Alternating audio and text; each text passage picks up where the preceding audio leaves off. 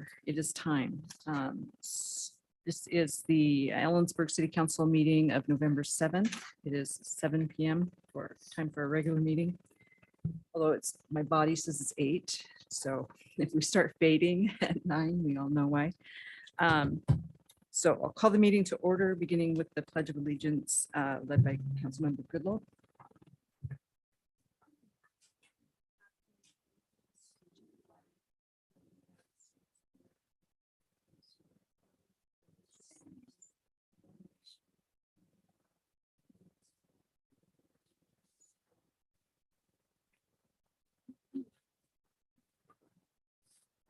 Will the clerk please take the roll? Beauchamp, Here. Elliott, Here. Goodlow, Here. Lowquist, Here. David Miller. Here. Monica Miller, Here. Wynn. Here. Thank you. Just note that Councilmember Elliott is at a Chiefs meeting this evening, so he's online. We have 3 proclamations. The first, Native American Heritage Month, will be read by Alan Aronica, but he is in Cle Elum at the moment. So we're going to just hold that until he arrives, and then we'll fit him in between stuff. So our second is a Veterans Day proclamation.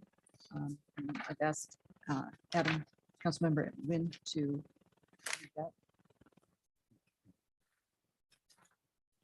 Proclamation, Veterans Day Proclamation. Whereas in 1954, President Dwight D. Eisenhower first proclaimed November 11th as Veterans Day, calling all Americans to solemnly remember the sacrifices of those who fought so valiantly on sea, in the air, and on foreign shores to preserve our heritage of freedom. Whereas President Eisenhower asked Americans to commit ourselves to the tasks of promoting peace so that our veterans' efforts shall not be in vain. And whereas the members of our armed forces continue to be inspired by all of us through their demonstration of courage, leadership, and commitment to serve in our community and our country. And whereas communities across the nation participate in Operation Greenlight for veterans to shine a green light on November 11th to honor the service and sacrifice of veterans. And whereas the greatest acknowledgement of our freedom is the honor of our armed forces, veterans who have sacrificed and in many instances paid the ultimate price for their freedoms. Now, therefore, the City Council of the City of Ellensburg proudly joins Kittitas County and the rest of our nation in shining the green light on City Hall on November 11th to salute and give special honor and recognition to those who served us in the armed forces and encourage all residents to promote peace. Dated the 7th day of November, 2022. Thank you. Motion to approve Veterans Day proclamation. Second. Motion and second to approve the Veterans Day proclamation. All in favor? Aye. 2 will vote aye. Opposed? Motion carries. And just to note that we got an early start and we have some green lights up this evening. So note that on your way out, maybe. This next proclamation is the International Men's Day proclamation. And we have a guest, Delano Palmer. If you would step forward. Mr. Palmer works in facilities at CWU. Good evening, everyone.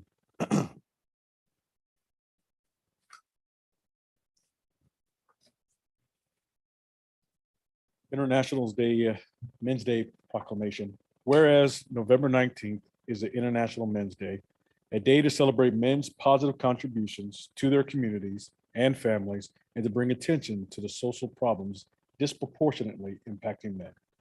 And whereas striving toward gender equality includes concern for all gender-based disparities, including those impacting men.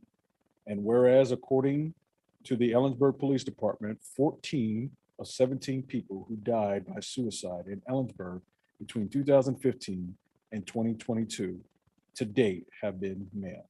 And whereas according to the National 2018 Point in Time Census, men are the majority of individuals experience homelessness at 70%, followed by women at 29%.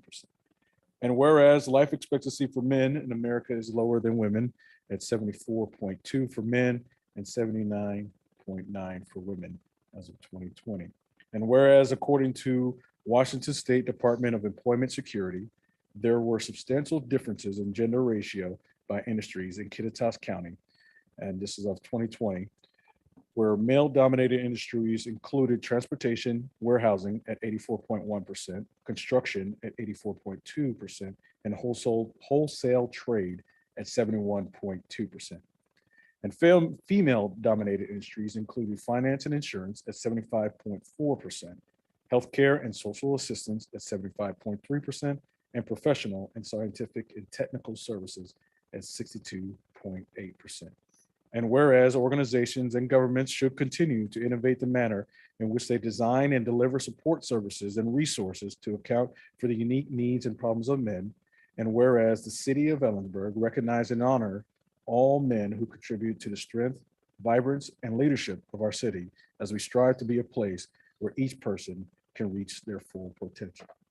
Now, therefore, the City Council of the City of Ellensburg does hereby proclaim November 19th, 2022 as International Men's Day in Ellensburg and encourages all community members to join in this observance. Thank you. Good job. Council? Move the mayor's signature on International Men's Day proclamation. Second. Motion and second for the mayor's signature on the International Men's Day proclamation. All in favor? Abstain. Aye. Whichever that falls in. I'll abstain also. So I too would I. I'll vote aye. Okay, so. Did you vote? I did an abstain. There's three abstentions and 4 in favor.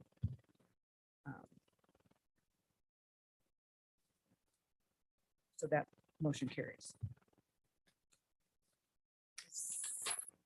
Is there any awards or recognitions this evening? So we are at approval of the agenda. Move approval of the agenda as presented. Second. Motion and second to approve the agenda as presented. All in favor? Aye. You vote aye. Consent agendas before you. Move approval of consent agenda. Second. Motion and second to approve the consent agenda as presented. All in favor? Aye. Aye. That motion carries. Okay, we are at citizen comment on non-agenda items. No, we are not. We are at petitions, protests, and communications. So we have with us Superintendent Haberer to give us an update for the Ellensburg School District.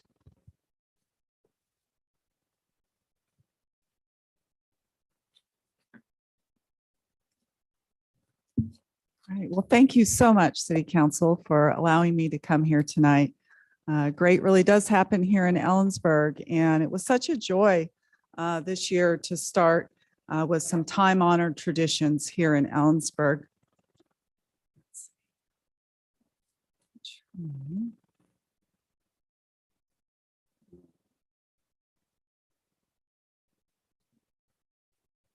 Okay, I'll just do it this one. Nope, no problem.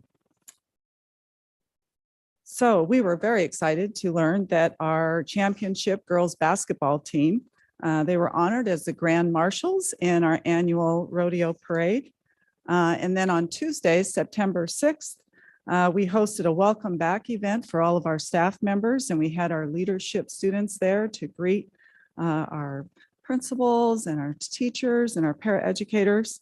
And then we were very happy to see the CWU football team greeting our students on that first day of school. And we just really appreciate our partnership with CWU, and that's just one of many examples of partnerships that we have with them.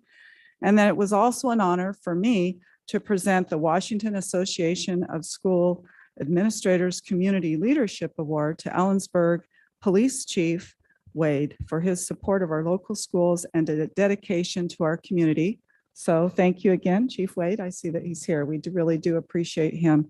And I personally appreciate anytime I have some ideas I want to bounce off him. He's always available and he's just always there to support us. So we really appreciate him.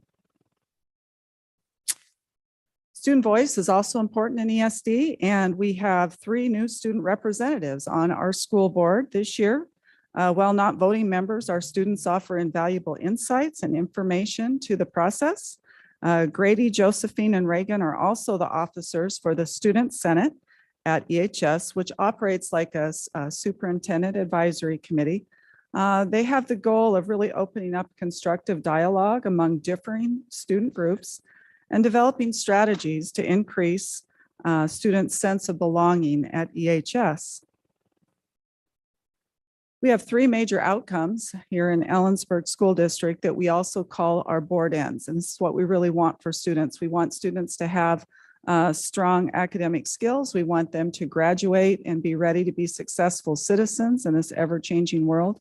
And we also want them to have strong connections with their peers and the school community. What you see on the screen is Pacific Education Institute framework.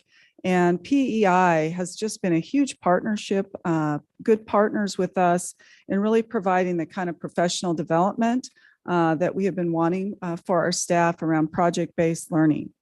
And we believe that when you look at this framework, it really has all the elements necessary to help support our students in meeting those board ends. And then this framework was formally adopted by the board to be the basis for the development of the culture at Ida Nason Aronica.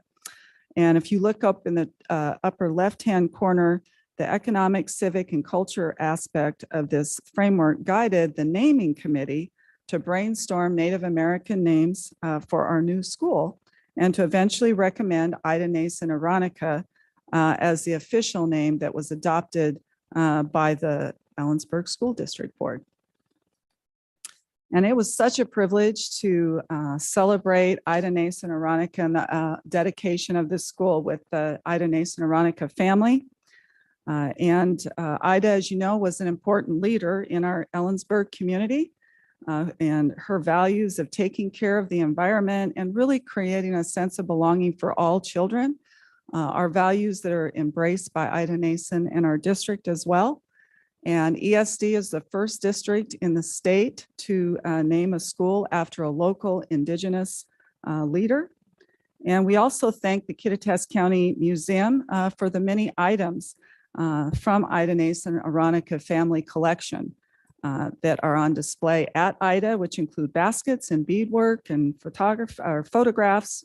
And if you look, let's see, up in the left-hand corner on the screen, among the items on the display at the dedication was a beaded dress that Ida's mother wore when her father, Chief Auhai, signed the Treaty of 1885. So that was pretty special. Also, Lincoln Elementary School, as you know, was remodeled all of last year. And in October, we celebrated this process of improving and preserving this community treasure. The ceremony began with 4th grader Charlotte Valencia singing the national anthem a cappella. She was amazing. Teacher Kathy Savage shared stories and reflections on her 38 years as a proud Lincoln teacher. And the evening marked the final phase of our $59.5 million capital improvement program that replaced Mount Stewart Elementary, built a brand new Ida Nason Aronica Elementary, and remodeled Lincoln Elementary. And we could not be more grateful for our community support in voting yes for our schools. On a smaller scale, a construction project at Mount Stewart is making a big difference for our autism students. Ellensburg High School senior Lily Button spent a year designing, a month building, and a full day installing a sensory wall with a variety of different textures and materials, helping to make ESD's autism program one of the best in this region. ESD has an effective K through 12 life skills program that supports students with disabilities. These programs specifically help students to develop the skills they need for adaptive behaviors that enable students to deal effectively with the demands and challenges of everyday life. So, for example, at Valley View, and our life skills students are operating a Tuesday treat stand. The students make Italian sodas and have a bakery item, and goodies are purchased with pretend money. And they wait on their customers and they fill orders and make change. And the customers are classes who've earned a reward or hit some kind of a milestone. And I appreciate the Valley View Bobcat culture. And again, they held their annual fun run that was sponsored by their PTA. So they are very, all of our schools try hard to and put events in place to really unify our community. And then at Morgan Middle School, here's another example of our life skill program. It's the entrepreneurial efforts of life skill students at Morgan who this year are making and selling popcorn to staff and students. And I've been there when they have it going. It really smells good and tastes good. And over on the right, every day, every time they work in the store, they get feedback in as far as what their progress is in meeting some of their goals, which you see over there on the right side of the screen. And then the promotion of multiple cultures as a value in ESD. Senior Betsy Vicente designed and created an ofrenda, or an altar, to celebrate the Mexican holiday of Dia de los Muertos, or Day of the Dead. EHS students also prepared a video to help their peers understand the significance of this holiday, and students posted the names of their loved ones on a memorial board, which you can see there on the screen. Another important value in ESD is to promote opportunities for students to have authentic learning experiences that integrate different subjects like science, technology, reading, art, and math, or STREAM. We met with our elementary librarians last year and decided to take the STREAM approach this year during the student specialist time in the library each week. Students are still checking out and reading books, and the STREAM approach has really given students an opportunity to go deeper with the stories that they learn or that they read. So for example, at Valley View, students read various books related to fall and then went on a nature walk and completed a science and art project related to why leaves change color in the fall. We have multiple opportunities thanks to the dedication and hard work of career and technical educator Shannon Panatoni, with our CTE program and our amazing CTE teachers. Ellensburg students can explore multiple career pathways that you can see there, leading not only to future employment, but also industry recognized certifications and endorsements in their field. And we are absolutely thrilled to partner with Habitat for Humanity, where our construction and career pathway students will be building sheds this year for the Stewart Meadows Housing Project. Shannon's also working with the advisory board and organizations and businesses throughout the community to establish even more internship opportunities for students. If your businesses have opportunities to help students grow in their skills, please contact me or contact Shannon, because we're always looking for other businesses to partner with us. And then certainly the learning opportunities that I've shared tonight would not be possible without the hard work of our amazing teachers and paraeducators. A key initiative that drives what happens in classrooms is the collaboration that occurs every early release Wednesday in teachers' professional learning teams. And we call them professional learning communities. You hear the word PLC, that's what that is. These teams collaboratively set goals, plan, look at student work, and assess students' academic progress, which promotes academic success for all of our students. And last but not least, we are proud to partner with CWU and the city of Ellensburg for Ellensburg's first World Cafe. And the topic is belonging in the Burg. And it's this Saturday, November 12th from 3 to 5 at Hal Holmes. We will serve some light refreshments, and it's really going to be a great opportunity to bring our community together to talk about the topic of what does it mean to belong here in Ellensburg. The World Cafe just really creates an informal cafe type setting where people have a chance to talk about belonging at different tables, and then we rotate the groups around. And it's really going to, I think, promote the atmosphere of being relaxed and have open, be a place where open conversations can take place. So, and I really say a thank you to Nancy. She's really been spearheading this effort and helping to organize all that. So I know that Nancy, myself, Heidi will be there. And so just really I encourage you guys to come as well. It's going to be a great event for Ellensburg. And thank you again for allowing me to be here and to share with you the great things that are happening in our school district. And just wonder if you have any questions. Other questions? I went to a class a few years ago of the Excel program. Mhm. Is that still happening? Can you mention or talk a little bit about that program? Yes, we are in the process of looking at a potentially a different model next year that would even promote more so the use of internships and project-based learning. We have a new principal now. Her name's Rhonda Schmidt. And she actually was the principal of Two Rivers, which was alternative learning school in Snoqualmie. And there she used a program called Big Picture, which is pretty common for ALE programs. And we're not sure that we're for sure going to go with that one, but we're really looking at schools that are implementing that program right now to say, what do we really want for Ellensburg as far as promoting more project-based learning, authentic learning experiences, and even partnering more with our business partners here in the community for internships with our students. It's really an exciting approach, and that's what we're moving towards, an approach like that for next year. But yes, we still have Excel. We still have an online component to that, and we're also looking at doing some transformation with our parent partnership program and finding a way, I think, for next year to really expand how we're engaging our homeschool parents with the district in support of them.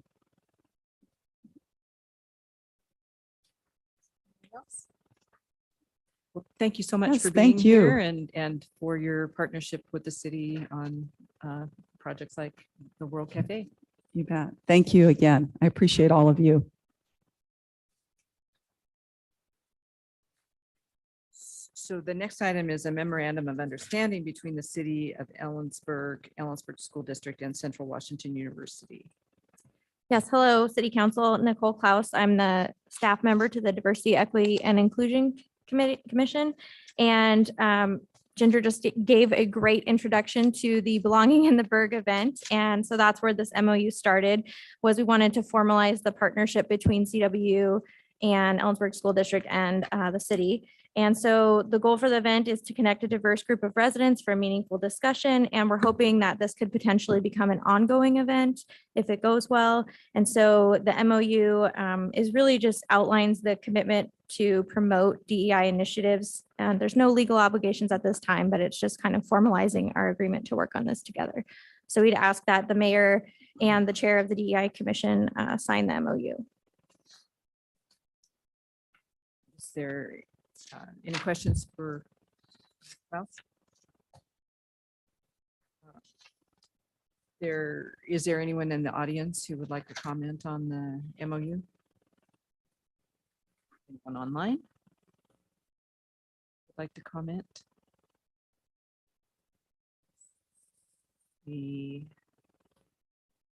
No hands raised, so motion, please. I move to approve memorandum of understanding between the city of Ellensburg, Ellensburg School District, and Central Washington University. Second. Motion and second to approve the memorandum of understanding between the city, the school district, and Central regarding diversity, equity, and inclusion. Is there further discussion? All in favor? Aye. Two will vote aye. I vote no. I No. vote no. The ayes have it, the motion carries with one no vote. And Ms. Klaus will continue with the website redesign Yes. on page page. There's no page. I'm just going to quickly run you all through our new website. So we've been working on a staff website redesign for, well, since the start of this year, for a while now. And so it's recommended that you do a website refresh every 2 to 3 years just to keep things up to date, keep the website looking fresh, and then also for accessibility and making sure it's mobile friendly and everything like that. So this is our new city website. This is the homepage. So you might notice it looks a lot different. We kind of leaned more into our secondary color palette of the blues and yellows and reds rather than just the red and the green that's in our logo. I'll kind of take you through this. At the top, we put our address and information right up there along with the menu, and both of those kind of stay in place as you scroll down the screen, which we thought was helpful for when you're on a desktop, so you can always get back to the main menu. One of the things I wanted to note was that upon refresh, this image can change. So this gives us an opportunity to showcase more of the city's photos and images about what's happening. So we can kind of build that out as we build our photo library a bit more. The buttons that you see here will take users to some of the most frequently used or clicked on functions, such as paying their utility bills, making a report about a streetlight being out, applying for a job, things like that.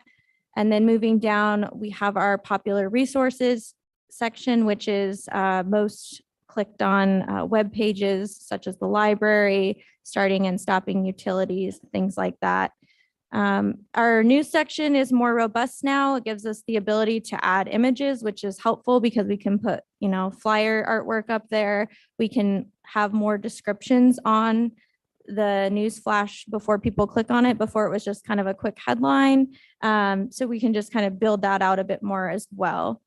And then we've broken the calendar up into 2 sections. So we have one for meetings, and then we have one for all other city events and activities. So that's helpful for people who are just wanting to find out about your council meetings. They just click on the meetings tab. And then we also have a more up-to-date footer as well. So I'm going to quickly take you just to an interior page so you can see what that looks like too. So we'll go to your city council page. You can see more of the red and blue again that we have in here. And what's nice is this header and the address stays at the top. And then we also have those most commonly clicked buttons at the bottom as well. So it's a more modern website. We had a whole team of city staff, 1 member from each department that was helping with input. We did some internal surveys as well to see what people were looking for, and it looked at a lot of other city designs that are out there within the Civic Plus platform. So one of the most important things about this is that it is responsive web design. So that means that it'll respond whether you're on like a phone or a tablet or on desktop. And that's really important because now, well, this year to date, we've had 54% of our users are on mobile now. So we finally desktop versus mobile. Mobile is now in the lead. So it's very important to make sure we have a responsive design. And so that was one of the main reasons that we went forward with this, and we just hadn't had a refresh in quite a while. So any questions? Yes. Looks good. Excellent. Yeah, I did have a question. I was just super curious about the maps. Does that link us to the user to the GIS system? Or is Yes, that those just are the GIS maps that our Okay. IT team produces. So yeah, if you just click on it, you'll see our whole map gallery. And it's just a quick link there. That's nice. I think that's really good. Yeah, just right front and center. So You mentioned the mobile versus desktop stats.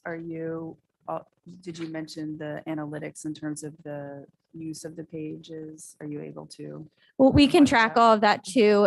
A lot of these, the buttons or the quick links that we put here, these are our most common ones that are used. So What's the like most the popular? libraries, Is it the library. Not council? City No, council. no, That's the city we can work to make your page more robust and boost that for sure. Sure. I'm sure.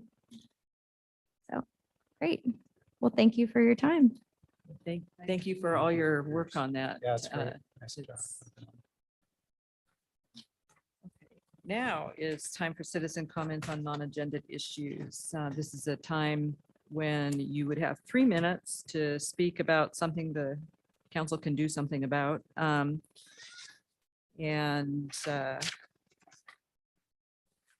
Is there anyone signed up? Is there anyone in the room who would like to speak? And if, and no one online raising their hands, so we will move on. We're at item 8A. Public hearing regarding the proposed 2023 property tax levy ordinance, for which I have a script that I will need to read.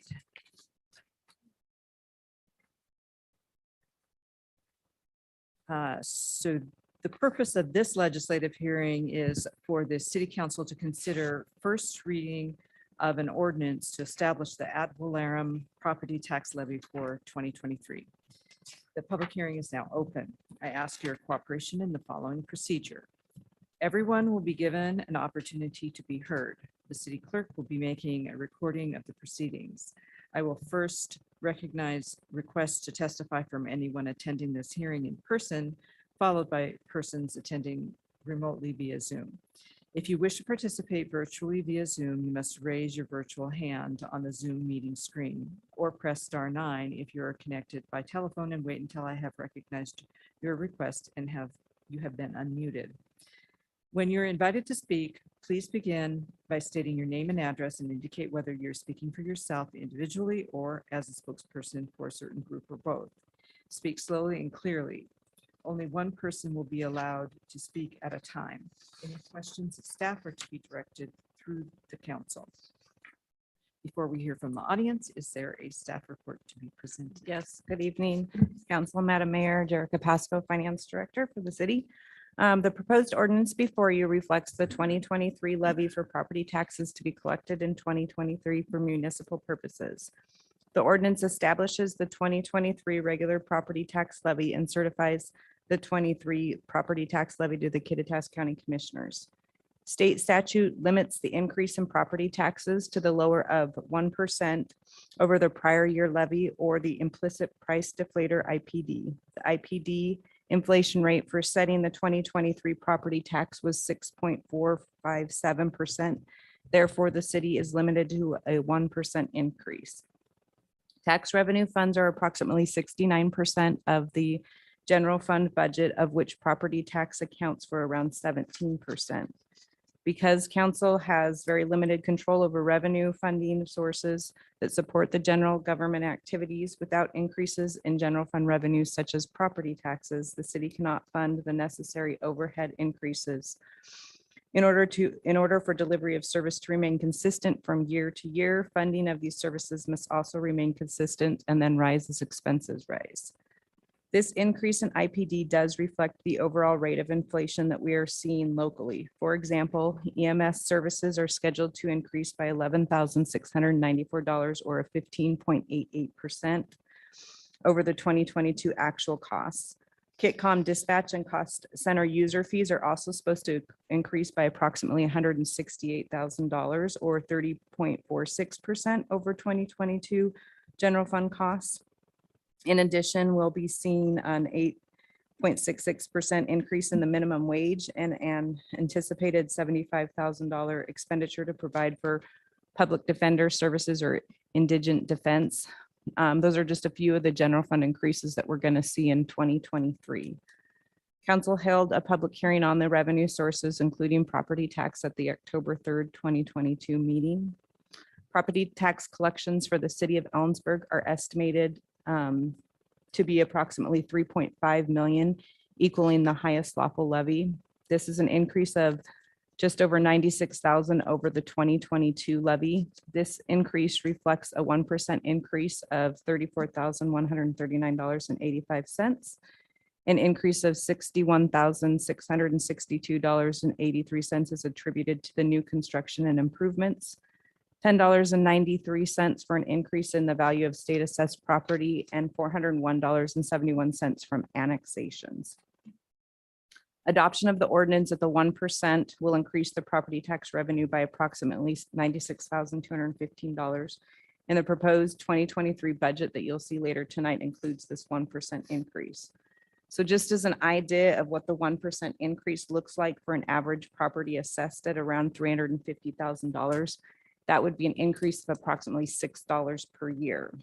However, the previous excess levy that we collected for the Hal Homes and library remodel from 2003 will be paid off in December of this year, and it was approximately $175,000 per year.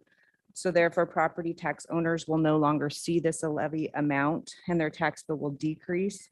So a property tax within an assessed value of around $350,000 that would see that 6% in or $6 a year increase for the 1% property tax levy, will see around a $29 a year decrease for the library tax levy. So overall, almost all city residents will see a decrease in their city property taxes next year. Staff recommends council conduct the public hearing and consider first reading of the proposed ordinance establishing the ad valorem property tax levy for 2023. Thank you. Sticking with the script. The floor is open to testimony from the public. Does anyone from the public wish to make comments on this matter? If so, each person will have an opportunity to address the council for an initial period not to exceed 5 minutes. If more time is needed, it will be made available after everyone has had an opportunity to speak. Is there anyone in the room who would like to speak about property taxes? Is there anyone online? No, no one is raising their hand. So does staff have anything to add? Council, do you have any questions for the staff or public? Seeing none, the public testimony portion of this hearing is now closed. Council, you may now begin discussion and deliberation. Madam Mayor, I move first reading of ordinance 4899, establishing the ad valorem property tax levy for 2023. Second. Williams. Motion second. For the first reading of the proposed ordinance 4899 for the ad valorem property tax for 2023. All in favor? Aye. Who will vote aye? That motion carries. Opposed?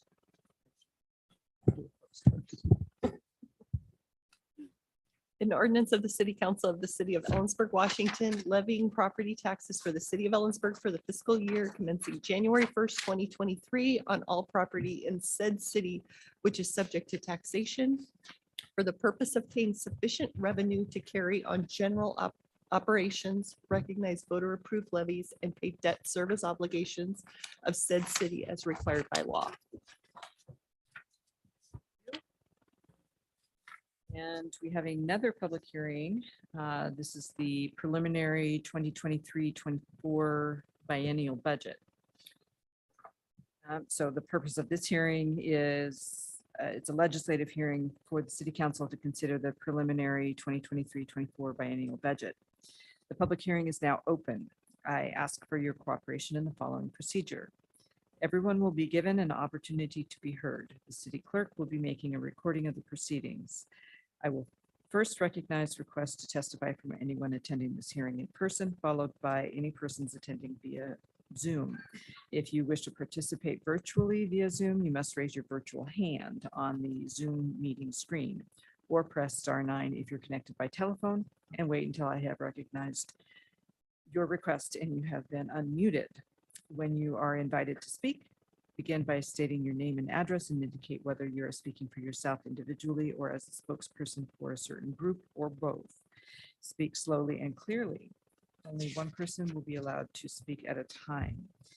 Any questions of staff are to be directed through the council.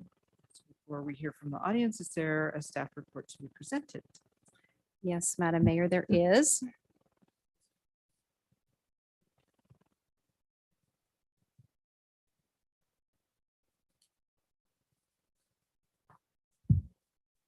We are on page 130.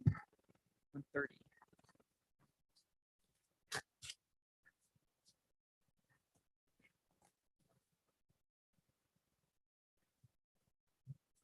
All right, thank you for your patience. Heidi Baron Cernaway, your city manager, and it is my honor to present the city manager's preliminary 2023-2024 biennial budget presentation and public hearing.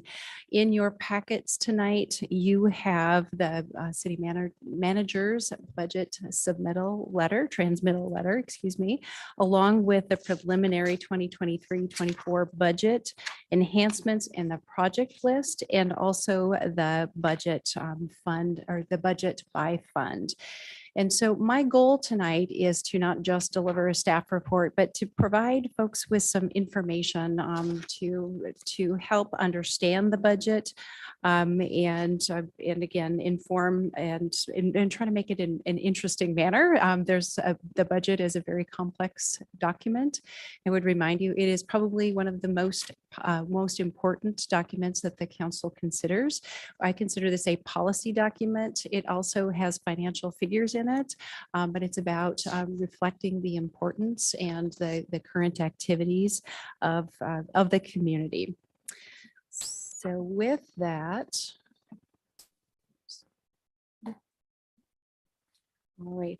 So as we look forward into the next biennium, we are looking at what does the future hold. And I talked to another executive director recently who said, we're not talking about going back to how things were before the pandemic. We're talking about we are in a new world.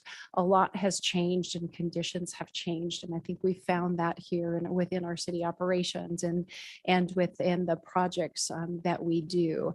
Inflation, supply chain issues, labor market issues are all challenging. And we are in a new community growth cycle that we want to make sure and stay in front of. So that is the context in which this budget was prepared. And our goal is always, by state law, we have to develop a balanced budget. Cities must balance their budget. The budget you have before you is balanced. It continues and in some cases expands services. It maintains our infrastructure programs that have been long serving the community. It retains and builds some of the reserve levels in our funds. It addresses some deferred maintenance and also again reflects the time and opportunity. And one of the most important things, in my opinion, is that it reflects the council's strategic vision. And we'll talk a little bit about technology use, and it will propose some new revenues. And we believe this is a forward-thinking budget.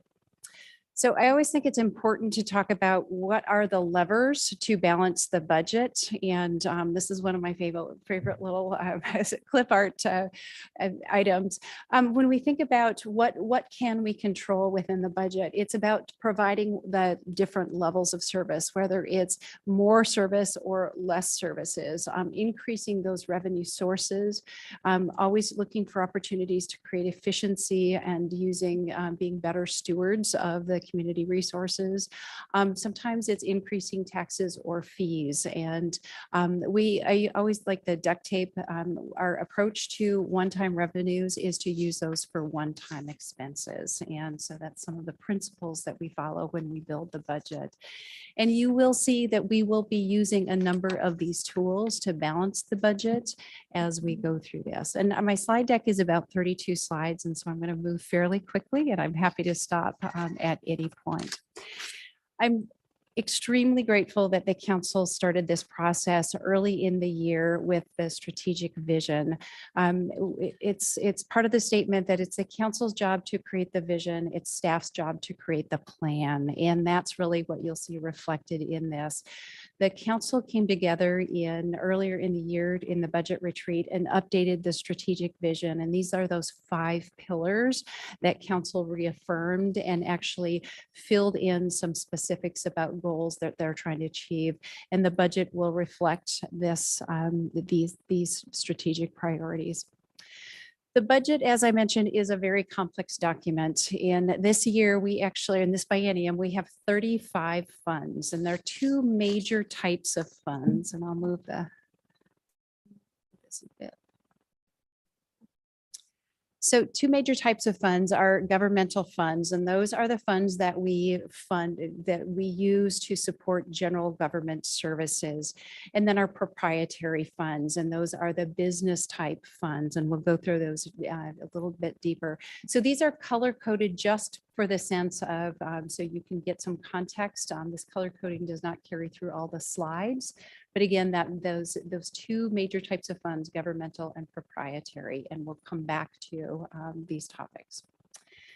For the sense of scale, these are the 2023-24 combined budgeted fund expenditures. And so when we look at the general fund, that's going to be one of our largest funds that we're going to expend money out of. These blue funds, again, are the special revenue funds, and they have special connections to the types of expenses we can use. For instance, we talked about lodging tax, that those have to be used for tourism and lodging or tourism promotion or visitor center types of services. And so those are in those special revenue funds. As you'll see, the other sort of second largest set, or the larger set of enterprise funds, those are really our utility funds. And again, those funds operate as individual businesses. And then our internal service funds, and we'll talk more about those as well. So governmental fund activities, these are the general government services that we talk about with that cities provide. So our administrative functions, our community development folks, our library, parks and recreation services, our engineering with our streets and sidewalks, our affordable housing dollars are spent in the governmental funds as well, and also our public safety. So if we look at the types of revenues that go into those governmental funds, our finance director, Jerica, talked about this. These are generally tax supported activities. So the funds for 2023 are about just over 19 million. And again, the sales tax is the primary source of funding, and property tax is just under 20%. B&O tax, which does include, and the words here are covering up, does include our hotel motel tax and all of our utility taxes under that green slice for B&O taxes. And then other taxes like gambling tax. And I apologize, I misspoke. The other taxes that are that lodging tax, as well as the admissions tax, things like that. Okay. And for 2024, you're going to see a similar breakdown of the types of funding that fund the revenues for the governmental funds. And again, that's a group of funds. So if we look at the general fund itself, and this is the primary revenue that's used to support our operations. And so the taxes that go to support that are about 70% of this, charges for service and intergovernmental. And again, this is the 2023 revenues and licenses and permits. And in 2024, our charges for services. And these are, let's see here, okay. So again, a little bit different breakdown, but similar kind of taxing support for that. So when we look at the expenses by department, again, these are just the general fund expenses. The majority of expenses you're going to see, our police department is one of our larger expenses in the general fund. And a number of these are broken down. For instance, the finance department are charged back to the utilities. We have a lot of services that are provided to utility billings, and those are charged back too. So administration, you'll see our prosecution, our city attorney's office is in this, and so prosecution services. So it goes to support, again, a lot of general government activities. So that's 23, and this is 2024. What you don't see reflected in this is with the criminal justice funds, the 0.3% of 1% for criminal justice. That's a separate fund that's not reflected here. So our police department, you'll see about 2.14 million in 2023, not reflected in this general fund because that's one of our special revenue accounts. So in 2023-24, the general fund expenses by type, I always think this is a very important slide to show. If we look at a long time, we've been talking about the most important asset we have in our city organization is our staff, is our people. And so about 70% of our general fund expenses, and so this is the 21% and 48% here, go to support employee salaries and benefits. And so again, a very significant amount. So when we talk about services and intergovernmental services, so Jerica mentioned that the KitCom expense was increased pretty significantly. This is taking a bigger and bigger chunk, and that's the intergovernmental services. And I know there's been some discussion with KitCom about looking for some more sustainable types of revenue to support that service model. And then interfund services, again, we pay out to support other funds within the city budget as well. So see here. So as I'm going to walk through some of the enhancements that you're going to see reflected both in the manager's transmittal letter and then also in the list of budget enhancements, try to break those down for you a little bit. And I'm going to talk about those based on really the strategic vision pillar. So housing affordability was something that the council designated as important to our community. It's what are the things that are important to our community as we grow. So you're going to see this is a growing budget year. And so in the biennium, the 2021-22 budget, which was created in 2020, the world was full of a lot of uncertainty. We did our best to not say yes to too many things and tried to tighten our belt. What we did find is our revenues came in fairly steady during that time. We actually were able to gather some additional revenues through some grant funding as well. And so we're in a more stable, we feel like, environment. We still want to be very strategic about the investments and the expansion that we make, but you will see a number of new positions in this budget. A housing coordinator is one of those, housing coordinator grants manager, which I think is key. So the city was provided with a $75,000 grant from, it's called a HAPPY grant. It's Housing Action Plan Implementation Grant through the Department of Commerce that can be spent on housing funds. So in order to jumpstart this position, we funded the portion of the first year with those grant funds. We are now essentially in the affordable housing business, wanting to maximize, and there has been a request from council and pressures to really grow and maximize our investment back and maximize the ability to capture some of the grant funding, the additional grant funding that's coming through the bipartisan infrastructure program and the other federal programs, and really continue to work on our affordable housing plan. So the new position, again, is the housing coordinator grants manager. We also have put in a $300,000 placeholder with the affordable housing sales tax to help support some of the year-round sleep center site improvements. We do not have a location for that item. That is something that the council and the county commissioners had agreed to work on jointly. So we'll continue to do that. But our goal would be to find a site this year and begin investing in that.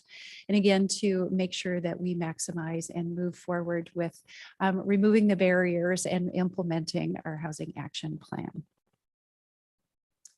So the second strategic strategic pillar was the economic vitality. And this is another area that we're trying to, one, continue the strong infrastructure investments our community and our staff have been making for years. I came to this community and was incredibly impressed by our infrastructure program.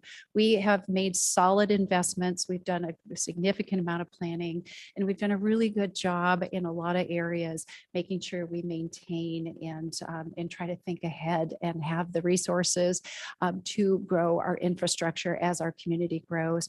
We need to continue to do that, and this budget reflects that. In the last year of this, in 2022, we took some of our COVID dollars and we hired a capital projects manager who has brought tremendous capacity to our team to do projects.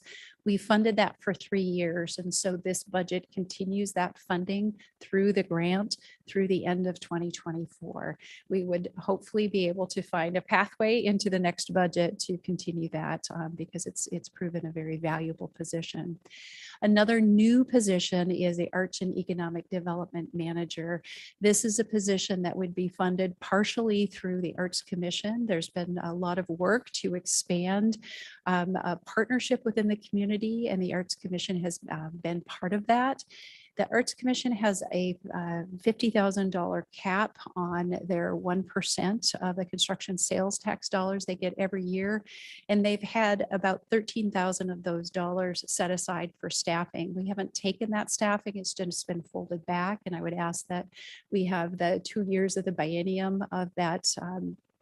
It's about a quarter of their budget to help support that new position, and then the rest from sales tax. And so this would be, again, when we talk about adding new ratepayers, if we're investing in order to create a better environment for folks to live and do business, and to help support from the Arts Commission side, the growth with the Arts Alliance.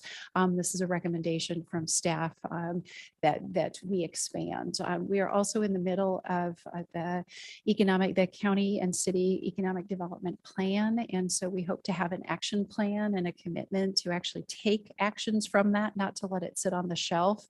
One of the main things that's come out of that is we need better communication and collaboration. And we also need a commitment from the city and a county to shepherd that work forward. And so this position would start that investment, and we'd like to continue discussions with the county to continue looking for partnerships with that. This really under this umbrella too, our budget does continue so to make the investment in Unity Park construction in 2023. And again, the majority of that work is funded through the COVID dollars, the ARPA funds, or the state and local recovery funds, SCLRF, I believe we call that, and with some assistance from the park impact fees as well. There's an investment into updating the Rotary Park Master Plan this year. There's been a talk of doing a field house and looking for the site appropriate for that. And so there's some dollars, about $20,000, I believe, reserved for that. And then just a placeholder. We don't have funds, but we talked about it earlier at the study session about there's a community conversation on the horizon here for our community center, for our pool, for really the future recreation programs, including skate park and other programs and facilities, I should say, on what those look like, what the demand is, what the community support is, and what the revenue source is for those. And so again, we're not proposing to build all those. We're proposing that this is the year that we begin to have deeper community conversations about those. So under the guise of safe and inclusive community, one of the additional positions, we have 2 human resource professionals in our team. We have staff, including seasonals, of between 200 and 240, depending on the time of year. That's not a whole lot of capacity. We have some additional work we're trying to remove barriers to recruitment, trying to make sure that we have our job descriptions that reflect that are open and inclusive and reflect the actual duties. Rewriting those job descriptions takes time. We need more capacity in our human resources team to continue that work. And also with our labor market right now, our labor market is tighter. It's not going to get better very quickly. We knew this is a generational issue, and we need to plan for this. So providing more capacity in our human resources is incredibly important. We added some dollars for accessibility and translation services to our communications budget, and expanded some of the summer reading programs. With COVID, we did not, one of the changes is the library is no longer open on Sundays. We made that shift during COVID, and so we've really redistributed some of those hours to the staff. And so we've made some modest increases just to increase the summer reading program in the library as well. Another new position is really a crime analyst in the police department. And this is an investment in helping us use technology for police to work smarter, to look at crime trends, and to really help out to continue to address crime on the front side. And so that's a recommendation. The police department has been working with a consultant that has done this, and their recommendation is we have the right sort of staff set up and looking for looking at the different types of technology that we need to make this program successful. So they've done their homework and they've done their support work for us to go ahead and recommend this. And so highly support this. Other investments, there's been a change in President Biden's use of let's see here, the peacekeeper vehicles, essentially of armored vehicles. And so a number of communities, the sheriff's department and the police department had received a military vehicle in the past, and those are we're no longer able to use those in enforcement services. And so the city is looking for a partnership with the sheriff's office. Again, these are high risk hostage type incidents, high risk, low incidents, but they can be highly dangerous. And so our recommendation is to support that partnership and in making an investment and to replace the police radios. There's continued support for the city's Diversity, Equity, and Inclusion Commission at the same level. We did kind of a one-time support of that this last year and so at the $10,000 out level to continue that work.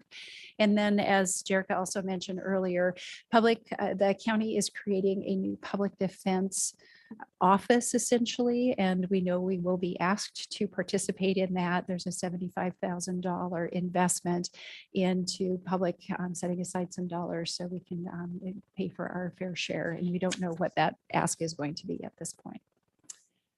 Under the energy and resource management head, another new position is a sustainability coordinator. We've done a tremendous job operating our utilities, and specifically there's a lot going on in the world of energy right now. We have, and again, this budget reflects a carryover of an investment in creating a community-driven sustainability and energy plan, one to meet our required targets and make some recommendations for the CETA, which is a Clean Energy Transformation Act, and the Climate Commitment Act, and the other sort of state and federal regulations that are rolling out. But also we want to make sure that we have someone to help shepherd the work that really works across it's more than just doing our operations day to day, that looks at our EV charging stations and looks for opportunities to help us fund and invest in our infrastructure for the future. So that is a new position that would start mid-year next year. And so we want to get some of our planning done prior to that. And it's funded with half from the natural gas utility and half from the electric utility.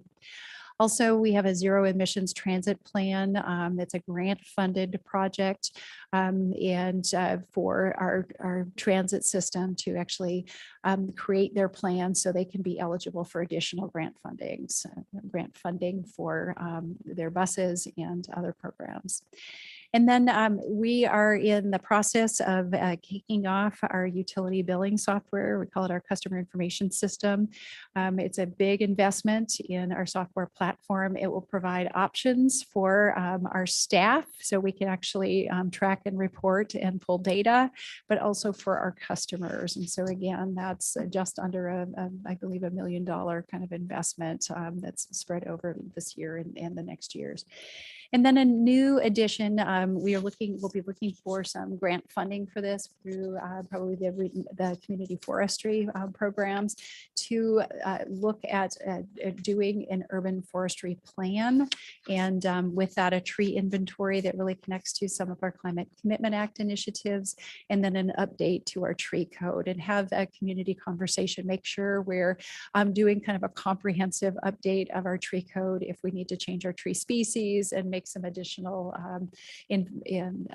regulatory changes. We'll be doing that as well. And then we're going to continue those renewable and energy conservation incentives, and our goal is to continue to look for opportunities to again work smarter with our utilities and our other services. Under sustainable infrastructure, we're going to continue investment in infrastructure, as I mentioned. We have one of the challenges that cities have is deferred maintenance issues. And so we have one facilities support person right now that fixes all of our shop and public facilities, one maintenance person. And I will tell you, it's not enough. And we have a list, and sometimes people's projects are on the list for months and or longer. So we are supporting a half-time position, one position that would split to help out our warehouse and shop, we call it. We have our own procurement team, and so a central supply, and then also support through facilities. The other thing we talked about is the new revenue. So our recommendation, and it's included in this budget, is for the council to adopt the real estate excise tax rate to the second 0.25% and dedicate that funding for investments in the parks and recreation capital facilities. We currently do not have dedicated recreation facility funding. The other new fund that the council had asked us to do, and this is not a replacement fund. When we made the change in services to the animal shelter, the council had requested some of the savings in our operations be invested in capital replacement. What our proposal was, and this was part of council strategic priorities too, is that we look at a way to fund for maintenance, because generally funding for capital replacement we don't have a mechanism to do that. And so our recommendation is we create a maintenance fund for our general government facilities, that we start saving for those, because typically how we do that is if we have large projects that need to be done. So we're looking at the library that has their HVAC system that's potentially $200,000 to $300,000 replacement project. And so what we've done is collectively brought those together and bonded for some of those improvements in the past. This actually starts a savings account that all of our general government facilities pay into each year, that we start a savings account so we can fund that maintenance as it's ongoing. And so that is a new fund in our internal services fund. And that's our solution to the request for the maintenance and rather than replacement. And then again, in the budget, you'll see an investment that would be from the real estate excise tax. We're doing some master planning for Reed Park now, and our goal is to not let master plans sit on the shelf once we get those done. So right now, my proposal was, and we can certainly change this, was to put a placeholder in for 2024 to at least start the the design of the Reed Park improvements, if not the construction. And so we're moving that along. And so you'll see, I believe it was $200,000, maybe it was 300 in that as an expenditure proposed. And it continue to finish out this next year, Gateway stormwater improvements. We have a Gateway 2 that we'll continue the planning on, Reeser Creek levee and extension. So finish those projects that we've started on as well. And then investing in on your consent calendar tonight was an agreement for broadband to our city wells and that middle mile partnership. So investments in broadband that we're making, and we actually get to really create some better communication for our infrastructure. It's our goal to have all of our public facilities connected by fiber. And so we're making that more of that happen as well. And then and this budget does reflect the utility revenue. Council approved the revenue increases at a previous meeting, and the budget reflects those changes. All right. And some other organizational priorities that aren't as fully discussed in the city's priorities. One of the things we need to do is elevate the use of technology in our city organization. We are behind not just with our utility billing software, but really in sort of how our financials and how we do our business. And so this budget proposes several things. One, to elevate the IT department or IT to its own full department and actually bring on strategic leadership in that department to really help us think and organize our resources in IT to move forward with some of those projects.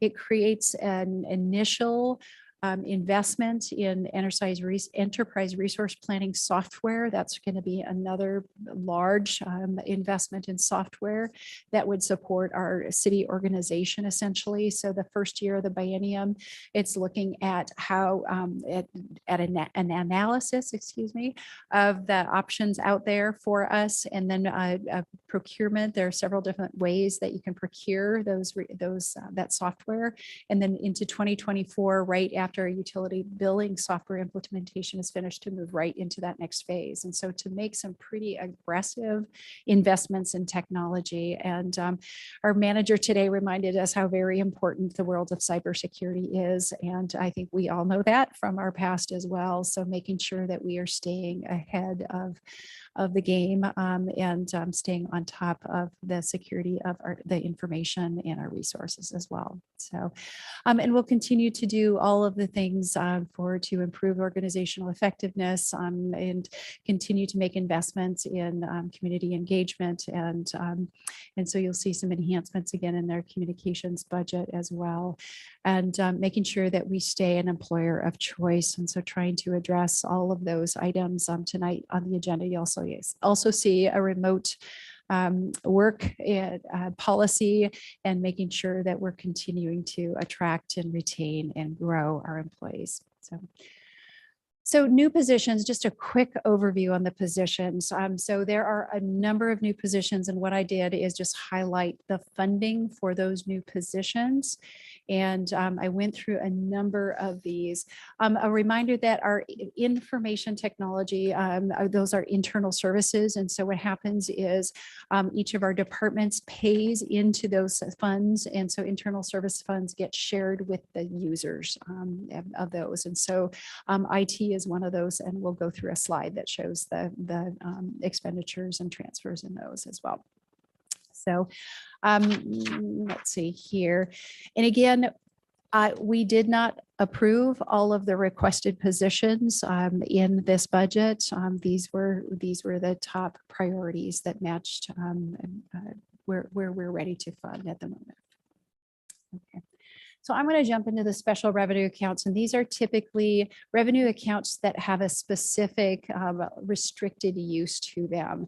And these are the revenues and transfers in and expenditures and transfers out. And a lot of these funds, we don't make direct expenditures, we transfer them to other funds for those. And the three that are highlighted here, the sales tax reserve fund, again, we don't purchase things directly out of that. That goes into other funds to purchase. And the art acquisition fund, those are all managerial funds of the general fund. They're not special revenue, but they report out here. And then debt service fund, what's covered up here is the library debt service because we're paying that off. And so these are again, the revenues and transfers in and the debt and, expenditures and transfer out. And remember, debt service funds are used to pay off long-term debt, and our capital funds are to support our capital projects.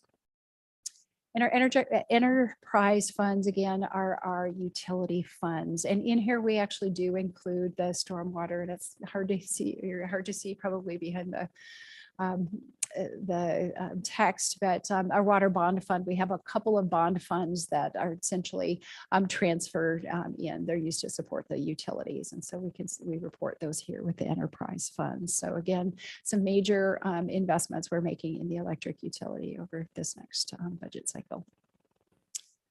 And again, capital projects, there are a number of capital projects. Our staff do a great job planning. We have a system plan for essentially all of our infrastructure systems and utility systems. And we work off of those to make sure we're planning for the future. We're addressing issues that might be shortcomings in our system and making sure that we are ready to support development in the services that are outlined for our community. So the Anderson Road Sewer projects, a number of these are grant supported or partially grant supported. This is one of the ARPA funds is helping to, is actually paying for the majority of costs for the Anderson Road. We hope to be doing that this next year.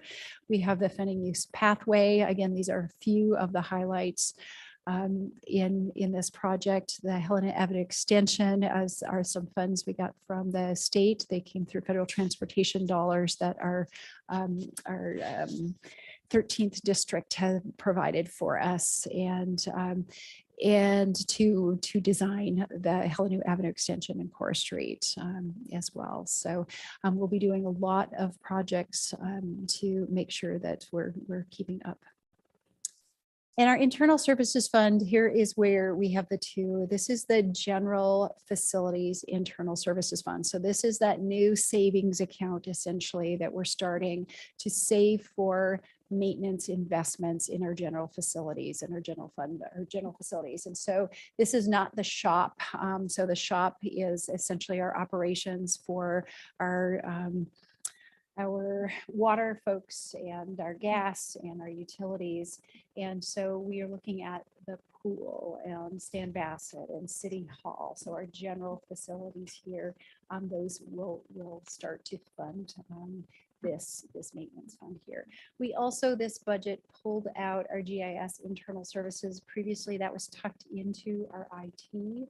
With a minor reorganization this last year, our GIS team, because our engineering folks in our utilities, public works and utilities folks use about 95% of the capacity for those folks. And so it's not spread over all the funds, it's spread out more specifically. And so we pulled that out to make it its own fund. And just a reminder, it's important. So we have a operating balance or reserve policies, 15 to 20%. This budget reflects and retains those fund balances and those reserves. We are spending, we are investing in this. Again, this is a growing budget. We've also used fiscal discipline to make sure we're making smart investments that we can sustain. And then again, so this reflects, again, a responsible budget. So a few future discussions that we will propose that council would have. Council funded grants should be on your agenda for the next, and this includes our Parks Partnership grants, our water quality grants, our historic preservation grants, all of those grants we hope to bring before you so we can include those into the final budget ordinance. Also, we've had several outside requests. We've had a request for let's see here, a new agreement and some new terms from the chamber. Their agreement ends at the end of this year. They do our lodging tax and tourism center. And so we're looking at those terms and negotiating those. We're also working with Centrifuge, that are Ellensburg's Business Development Authority, on some new terms into that would start in 2023. That would be very much aligned with the economic development plan coming out. And then, so those items will come to you at a later date. Those items, if there are budget enhancements or changes, we can make those at a later date. The other item that I will propose that we bring to council is a discussion. Fish came to us earlier in the year asking for some operational and capital funds. And so their request has changed, but I'd like to give that some time on the agenda at the next meeting as a separate item. And also the Arts Commission spending plan, we put that on hold earlier in this year until we could figure out if we and how we would be able to fund and arts and economic development some expanded capacity with the Arts Commission. So we'd like them to bring that back to our next meeting if possible. And one of the positions we did not fund was a gas tech, and that position has been on hold through COVID. And so we're doing some internal work, and there might be a change that would come back later. We have some inequities in workload and making sure that we can address those probably through some organizational process improvement and communications work too. So there may be other changes that come back to you in future months or years. And then also the new revenue. So council would have to adopt that new revenue through an ordinance. And so we propose that that would come back to you at a future meeting. And we've had some discussions about repurposing the gateway signage, the grant funding we had proposed, looking at proposing that as a use for lodging tax or maybe some other revenue sources. And again, we talked earlier about recreational facilities. There's a community conversation about the need and about and the demand and the willingness to support that potentially with new revenues. So as we look forward to the council's to the budget schedule, right now we are at the preliminary budget public hearing, and then our next step would be proposed to do the public hearing for the budget ordinance, and then consideration of REIT 2 at your next meeting with potentially the adoption and the paid resolution at the first meeting in December. So I would like to thank, first of all, our council for your clear direction through the budget process by creating the strategic vision. By creating a clear plan, what you do is create clear accountability for your city manager and your staff. I would also like to thank our staff and our directors, especially for their work. This budget reflects a tremendous amount of work across the organization. And then most specifically, Jerica Pasco and Keith Bassett, they are really, truly amazing people. And they know these numbers like the back of their hands, and they make the process really easy for me. So with that, I would, as staff, and I know this is a public hearing, so staff would recommend council would hold the public hearing on the preliminary 2022-23 budget. Excuse me, 2023-24 budget. Thank you.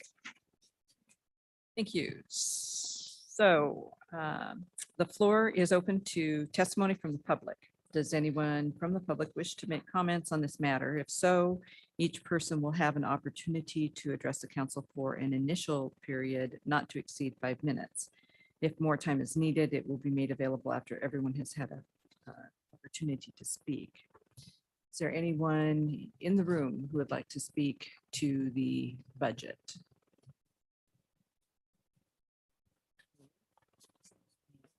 Is there anyone online who would like to speak? I see no hands. So does the staff have anything to add? I have nothing to add. Thank you. Council, do you have questions? That was a lot, but it was very clear and very well presented in the agenda report. We will see this again. October. I could throw a question out. Somebody should ask a question. Sure. Thank you for all that work. So I was curious, not a lot of detail, but the new arts position, the Arts Arts and and Economic Economic Development. Development. Yes, It will be within the city manager's department, is that right? that's correct. And then is the idea that that person will share support staff with other existing staff within the manager's office? That is correct. And typically the city manager's office is used to incubate new programs, and it might ultimately fall eventually somewhere else. But I think I would like to keep that very close because it's a really key position and really want to grow that and make that an effective position. So not to drill down too deep on this, but we've at council level for years, we've discussed the idea of bringing some of our economic development work in-house. This position, I assume, has a heavy focus toward arts and economic development, or is it intended to cover both? I guess. It's really intended to cover both. And really in economic development, relationship building and facilitating conversations is incredibly important. And so some of the things that we need to do internally is really build our not just build some tools that help us tell the story and help identify, for instance, mapping process for building permits, things like that, things that can be a useful resource. And so really good communication skills and good facilitation skills. And again, part of this is to really help shepherd the work of the economic development plan on the city's behalf. So to work together with our current providers and also to really build some capacity within that team in order to do good work together. Anyone else? Can I make a comment? No, No. Okay. no, Okay. not till we close. Appreciate that. So if there are no further questions, the public testimony portion of this hearing is now closed. Council may now begin its discussion and deliberation in the matter. We should have a motion on the floor. So we're doing, there's no action. There's no Okay, action being requested. Okay, so yes, you may make a comment. now. Just to say, this is my first budget process, and I'm glad that I had that meeting, that finance meeting with Jericho and David and Heidi to sort of prep me on the numbers piece of it. But what I'm impressed by is that it feels like a value-based budget that is both innovative and also compassionate, which I think speaks to our interests on council as reflected in the strategic plan and priorities. So thank you for that. Yes. No further comments. We are going to move backwards in the agenda to read the Native American Heritage Proclamation, Month Proclamation. Mr. Alan Aronica is with us this evening. Present that. Say good evening to all of you, and I've been asked to read this proclamation as an elder of the Yakama Nation and actually one of the few members of the Kittitas Band. Whereas in 1990, President George H.W. Bush declared a month of November as National Native American Heritage Month. And whereas the United States currently recognizes 574 American Indian and Alaska Native tribes, of which 29 are located in Washington State. And whereas the first to live on the land, Native Americans and their traditions and values inspired and continue to inspire the ideals of self-governance, determination, and care for the earth. Whereas the Confederated Tribes and Bands of the Yakama Nation settled on approximately 10 million acres of land, forming what is now known as Central Washington State. And whereas the city of Ellensburg recognizes and honors the descendants, living or not, of all Native nations residing herein and contributing to the strength and vibrance of the diverse community. Whereas the city of Ellensburg adopted a land acknowledgement statement in 2022, recognizing the land on which we are located as ceded land of the Yakama Nation.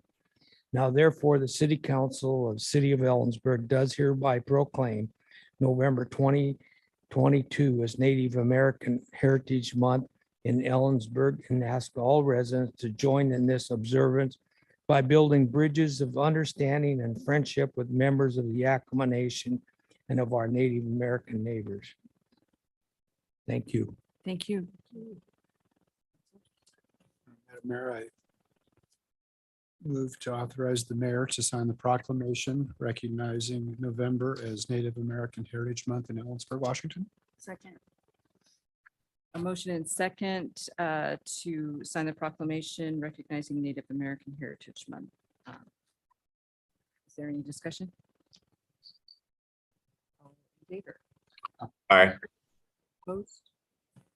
Motion carries. Thank you for being here, Mr. Ronica. Tony, do you miss us? Do you-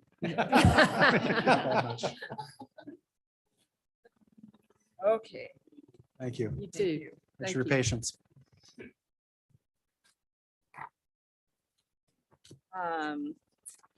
Moving on to item 9A.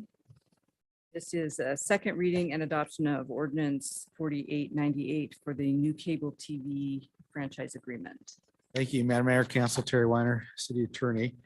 The current cable television franchise we have with Spectrum Pacific West expired a few years back.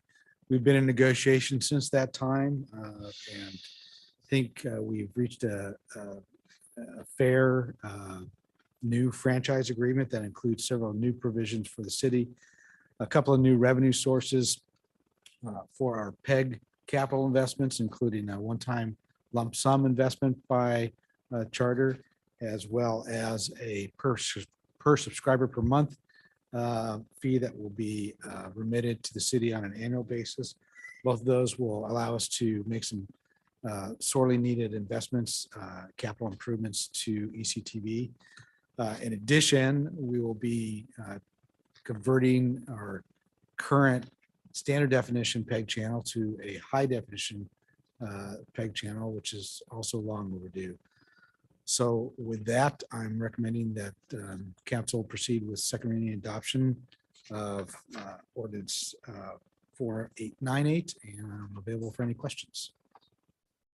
Thank you. Are there questions for Mr. Weiner? Are there motions? Madam Mayor, I move second reading and adoption of ordinance 4898 regarding cable franchise agreement with Charter Communications, Inc. Second. Motion and second for second reading and adoption of ordinance 4898 for the cable TV franchise agreement. Is there any discussion?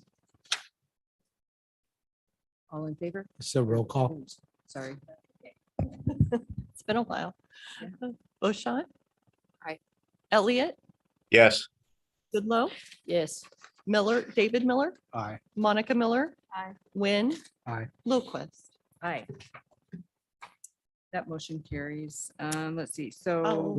I'll read it. I'm Yeah. sorry. That's all right. It's getting late. Yes. An ordinance of the City Council of the City of Ellensburg, Washington relating to cable television and chapter 111.43 of the Ellensburg City Code, repealing and replacing chapter 11.08 of the Ellensburg City Code relating to the franchise previously granted to Falcon Video Communications LP, and approving a new non-exclusive and revocable franchise with Spectrum Pacific West LLC, an indirect subsidiary of Charter Communications Incorporated, hereinafter referred to as Charter pursuant to the state and federal law as set forth herein. Thank you. That was a long read. Yeah. Okay, so now we are moving on to item 9B, resolution 2022-36, updating the personnel policies for the city on page 184. Good evening, Mayor Lowquist and members of council. For the record, Lisa Young, Human Resources Director. What I have for you tonight is Resolution 2022-36, which would update the personnel policies manual for the city of Ellensburg to include a remote work policy. City of Ellensburg has established personnel policies. However, the current policies do not address remote work. Previous council actions have supported the city's personnel policies, including the addition of Juneteenth as a recognized holiday earlier this year. The COVID-19 pandemic has been a challenging time for employers and employees alike. In 2020, it forced many employers to quickly find ways to continue serving customers in the midst of quarantine, isolation, and closure mandates. Remote work suddenly became a necessity instead of an option that had previously been more prevalent in the private sector. However, public agencies succeeded, and for weeks to months, employees worked from their home offices, dining tables, and couches. In some areas of the state, remote work options at public agencies became permanent. Remote work has now become a sought-after benefit in the recruitment and retention arena, and for some, an expectation. While remote work is not a viable long-term option for many positions, especially in public service, it can be for positions that do not require in-person interactions with customers. It can also help alleviate office space shortages. For these reasons, the city manager would like to provide department directors with the ability to determine which positions might be eligible for remote work and allow employees in eligible positions the opportunity to request the ability to do so. The attached policy provides the guidance necessary to implement remote work as an option. There should be very little to no financial impact from a wages and benefits perspective, with the exception of a few employees who receive prior approval to work remotely from outside the state of Washington. The new policy will prohibit new out-of-state remote work requests due to financial and administrative complications caused by varying state rules and regulations. Allowing an employee to work remotely may create one-time costs, such as the need to switch from a desktop computer to a laptop and monitor. Each department will need to take this into consideration when determining whether remote work is best for their operation. Staff recommends approval of Resolution 2022-36, updating the personnel policies for the city of Ellensburg. And I'd be happy to answer any questions. Are there questions from Ms. Young? Seeing none, are there motions? I move to approve resolution 2022-36. Second. Motion and second to approve motion or ordinance 2022 resolution 2022-36. I got distracted because I forgot to ask for public comment, but there's no one. So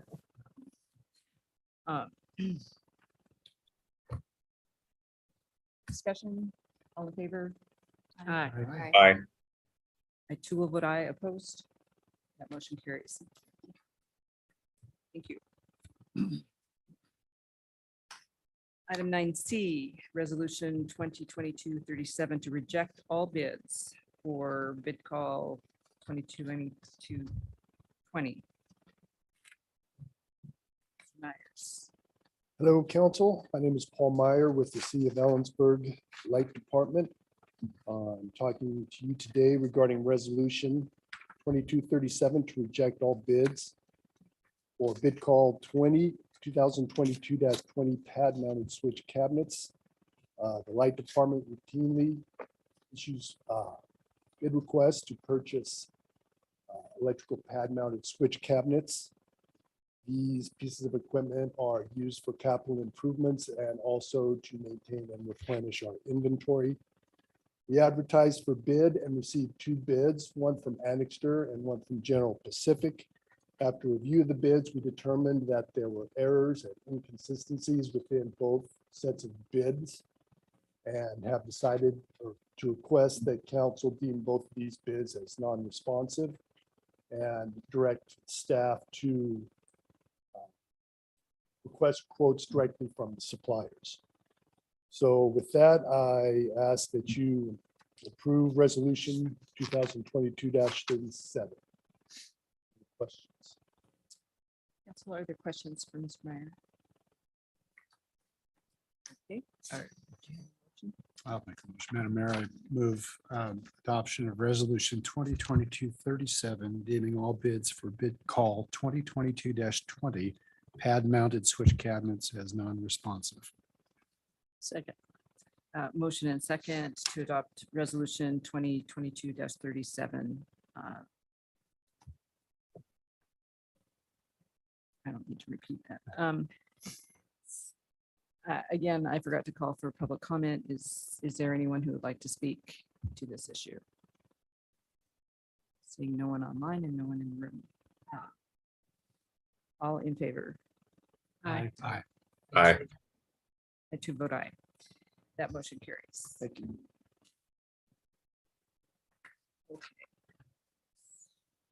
We are at 11A, new business, the third quarter financial status and investment report. More budget stuff.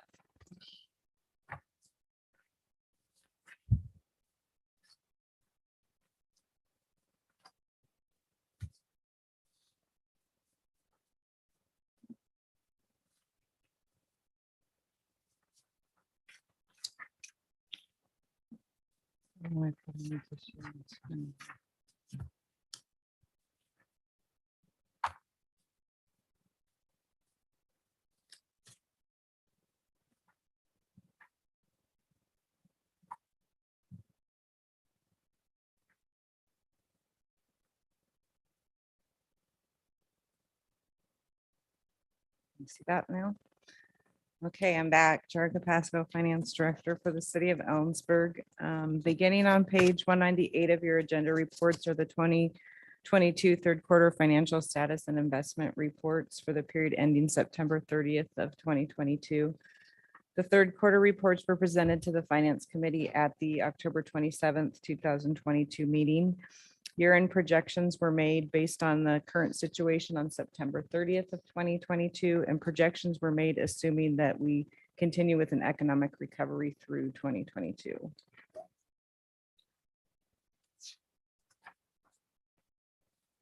So as displayed here in Table 1, general fund expenditures are expected to come in below budget as required. Budgeted expenditures reflect all adjustments that were taken to council for approval prior to, or approval through May of 2022. Revenue projections were done on an individual basis and will be discussed further in this report. In May of 2022, we brought forward a supplemental budget requests and updated the 2022 revenue budget numbers for many of these following revenues. Table 1 is displayed here in more detail on page 205 of your agenda report. But as just a quick overview, again, blue is actuals as of 9/30, with revenues being on the left side and expenditures being on the right. Red as your year-end projections and green in budgets. You can see revenues just slightly above and expenditures a couple $1 million below budget. Table 2 shows year-to-date revenues remitted from the state of Washington for their sales tax activity. Revenue was up 7% over 2021 in the end of third quarter, which was actually the same that we were up at the end of second quarter. However, liquor excise taxes, liquor profits, and it looks like motor vehicle fuel taxes are still slightly down compared to 2021. It also looks like other revenues are down, but that's a little bit misleading considering January of 2021, we received a one-time revenue from the state for REIT 1 that they collected due to a rate increase that happened in January of 2020.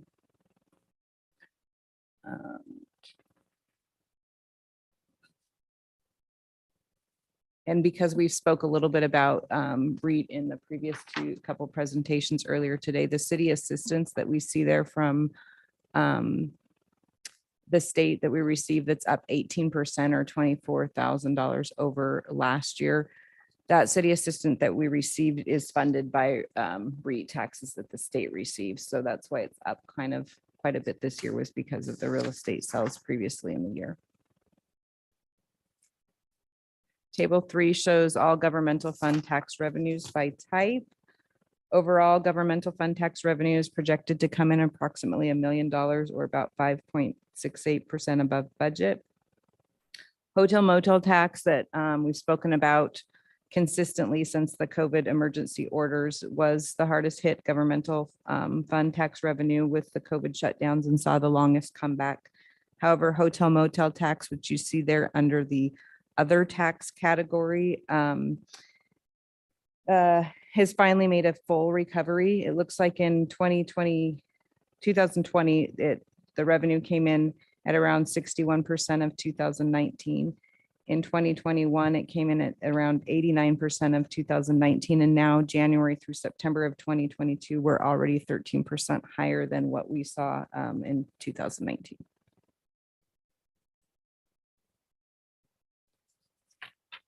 Table 4 breaks down the differences of budgeted less projected by tax purpose. So sales tax revenues received in January is for November activity or sales.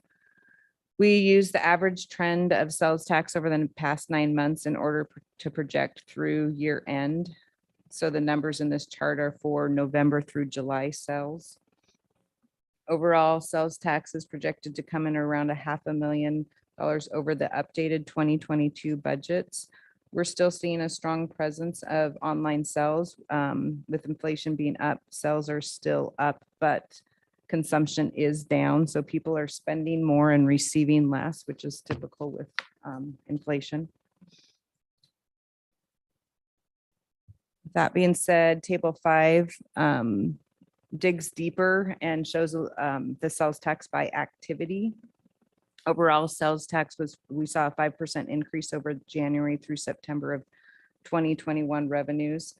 Education shows the highest percentage increase over third quarter of 2021. However, education can be a little bit misleading there because a lot of that has to do with timing of when we see those revenues. So it's kind of all over the board. Accommodation and food services shows the highest dollar increase, which we talked about that those services have kind of made a comeback. Regular retail sales tax had a 2% overall increase over the same period last year. We gauge a lot of our information by that regular retail sales tax. It's not usually volatile, and it is our largest portion of what we receive, so that we will continue to watch closely. That's what's kind of showing us that things are flatlining a little bit, again, with spending still being slightly up, but consumption being down.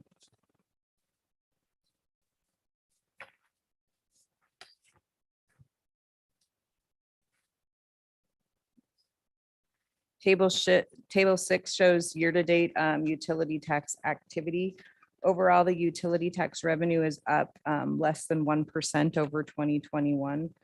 However, this one's a little bit misleading as well, because approximately 50,000 of the utility tax revenue that we received for the gas utility was due to a sale last year for gas storage. So gas is still down. It's just not quite as down as what it shows there. The other utilities, what you see there as an increase is really due to uncollected revenue from COVID restrictions previously that we started collecting on this year.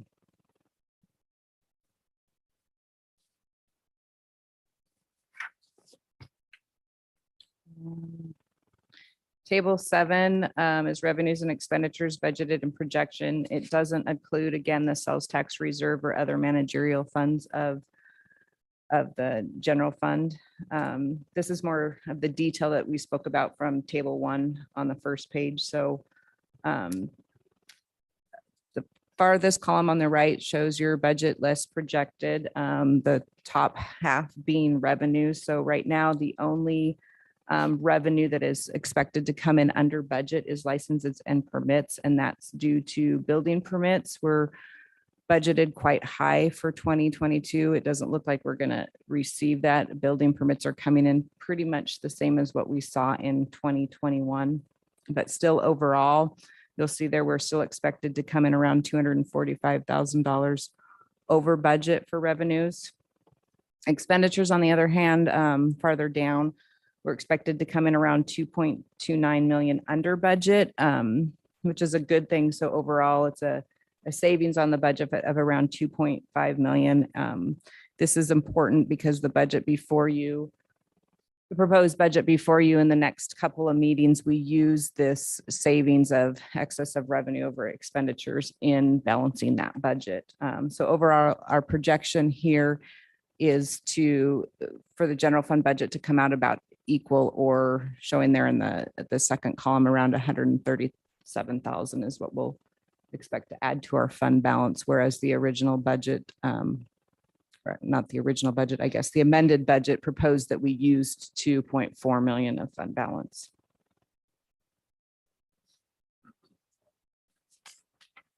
Table 8 shows our debt activities. So like we spoke about earlier, the first line there was the library bonds. We'll be paying those off on December 1st. So that's the last time that you will see those, the final debt payment of 185,000.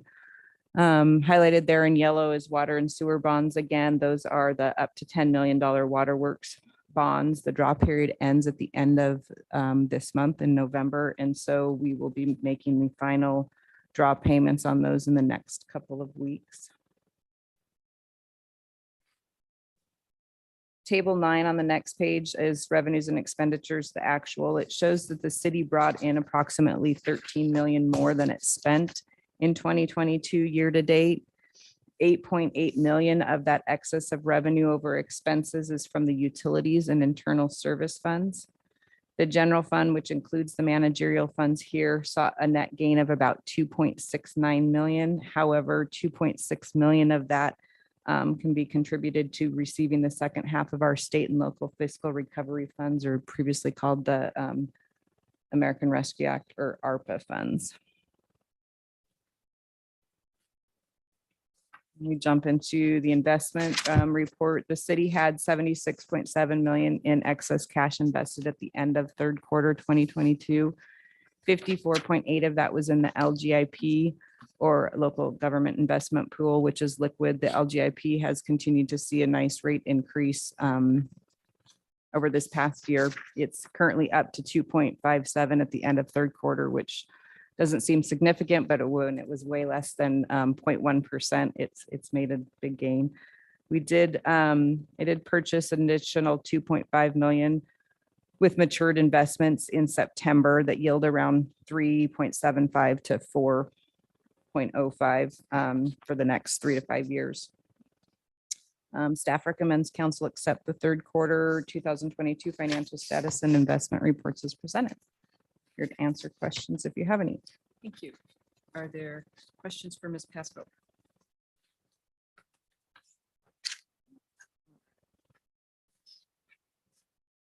We need to take action to accept the report. Madam Mayor, I move that we accept the 2022 third quarter financial status and investment reports as presented. Second. Motion and second to accept the 2022 third quarter financial status and investment reports as presented. Is there, discussion? I'd just like to thank Jerica, Keith, and the staff. This is really good work, and it's so detailed. It takes a lot to absorb it, but we appreciate that you do, and keep us on the right side of our budget exercise. So thank you for being Thank you. patient with us. Thank you. It's a lot to present and a lot to put together, so we appreciate it. There's no one in the audience. No one remaining. We saved the best for last, right? So, So all in favor? Aye. Aye. The two will vote aye. Opposed. Motion carries. So we are at the manager's report. Excellent. Thank you, Madam Mayor. Heidi Berenson, your city manager. Few items to report. So first of all, there is a draft letter to the county commissioners in the packet, and I would request approval of the mayor's signature on the letter. So moved. Second. Motion and second to approve mayor's signature on the letter to the Connecticut County Board of Commissioners for the event center funding. Discussion? All in favor? Aye. Aye. Will vote aye. Opposed? Motion carries. Thank you. A few additional items. We have a number of activities coming up over the next few weeks. I'll start with the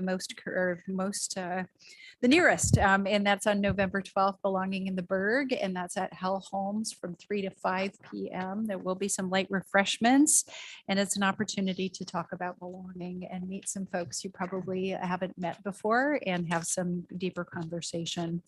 Also, the following week on Wednesday, November 16th, 16th, we're going to be having in this room a Reed Park Master Plan Open House. So we'll have 3 different concept designs here. And we will be hosting an open house for folks to provide some feedback on those options. We are looking at creating a remote option either that same night or an additional night. We know we have lots of folks that can't make it and so want to be accommodating. And so that will be announced soon. And then on November 23rd, back by popular demand, we have a community Thanksgiving meal, and that's at the Armory. And if you're interested in donating or participating as a volunteer, this is open to the public. It's free to the public, and it's they serve a sit-down meal, and it's essentially all donated items and all in-kind services. And so contact Caitlin at the Adult Activity Center. She's organizing. And I know we have some Rotary clubs, and I believe Fish is participating as well. So encourage folks to take advantage of that. And that is all I have for the evening. Thanks. Thank you. Could I get a clarification on the Reed Park Master Plan meeting as far as council participation or attendance, not participation? Do you need to limit it to 3 or is it? I mean, We don't. And so we can provide notice if we are having more folks. And again, if you're not interacting about council business, then we can make some accommodations. So we'll keep you separated. Okay. Sarah, do you have a report? Well, all of my meetings are tomorrow, so next meeting I will have, the only one that I did was affordable housing. And it was brought to the commission to kind of look at ways, to take our big list of ideas and kind of narrow it down to focus on a couple of things that we could do. And it seemed to be the consensus that it was engagement with the community on how to get the word out there more and use the resources that we have available already. And so we're working on strategies to do that, along with still looking for property for the Heidi, what's it? Sleep Center. Thank you. So that's pretty much what got covered in that meeting.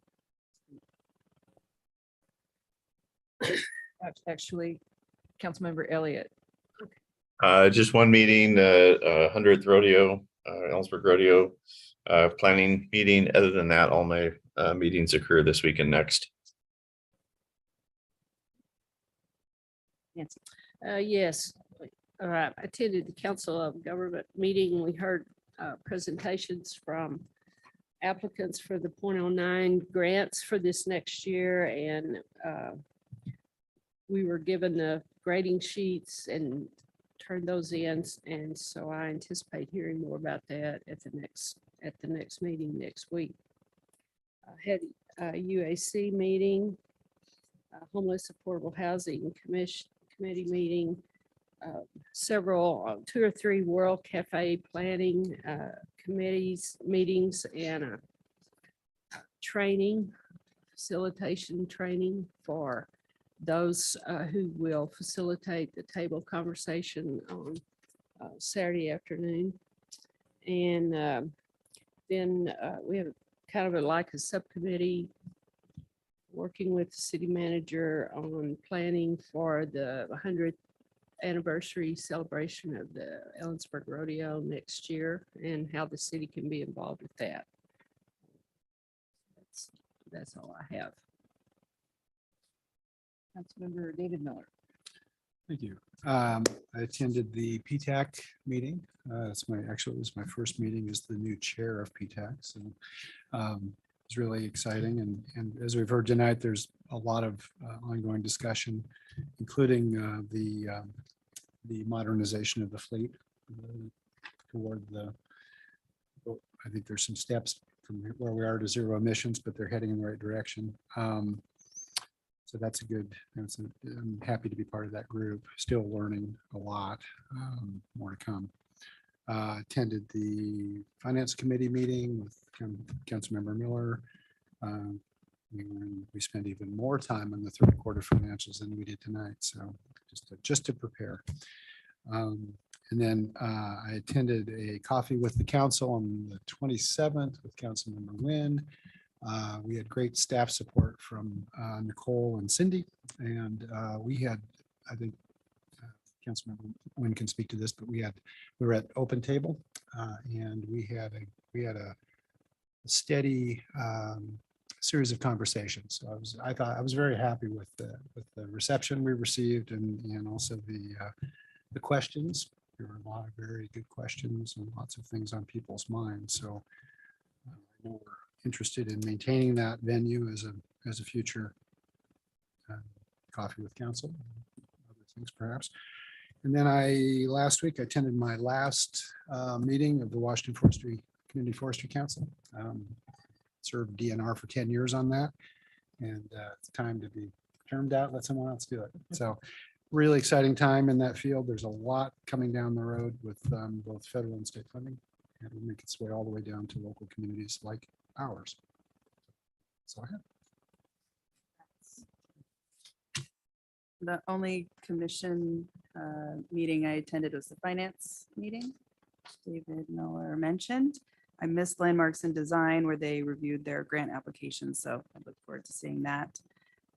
Today I attended a meeting with the CW president, provost, and art department chairs to present the Ellensburg Cultural Arts Plan, and we had an interesting discussion about how we can work together to move that plan forward. I think there's a lot of interest there behind that, and can't wait to see how that manifests. I'm signed up for coffee with council this Thursday. That's also at Open Table, 11:30 to 1:30. Are you going back? Are you Not there? me, Who- no. I think someone else. Supposed to be me. You? Yeah. Awesome. Yeah, Okay. it's- Great. And then finally, I wanted to request that we revisit the proclamation process, because I'm unclear as to how proclamations come to council and are presented to the community. And I think it would be helpful for us and the general public to understand that process. I don't know how we do that. Yeah, we can have a discussion, or maybe an email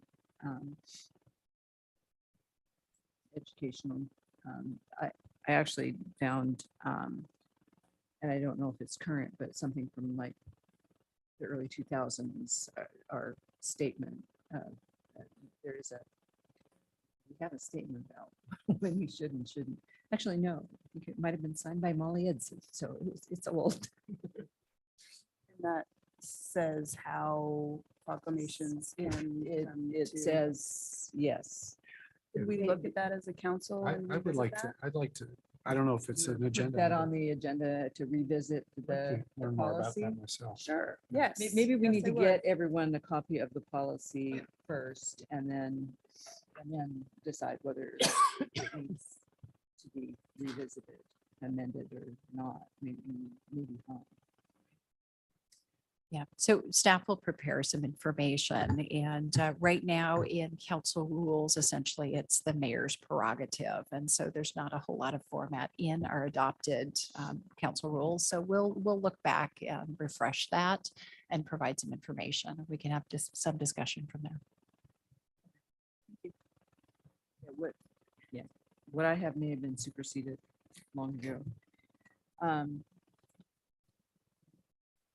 Councilmember Nguyen.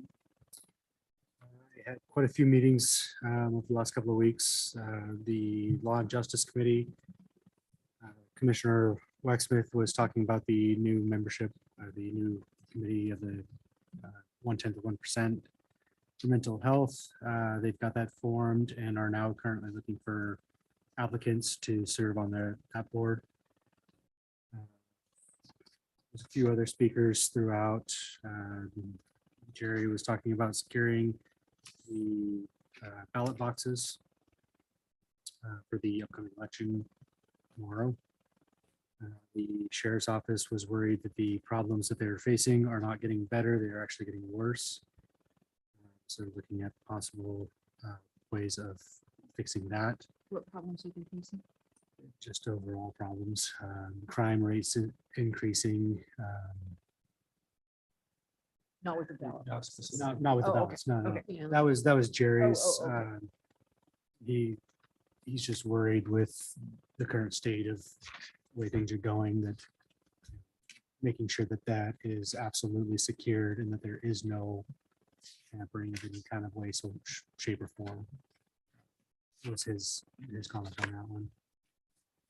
Youth services, they're looking for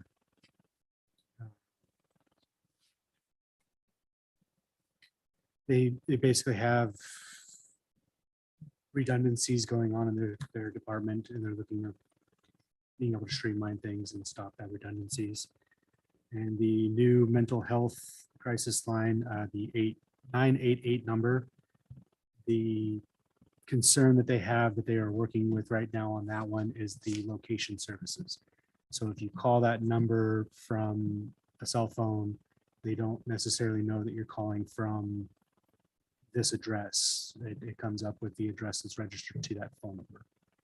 So they are working their IT department to correct that system.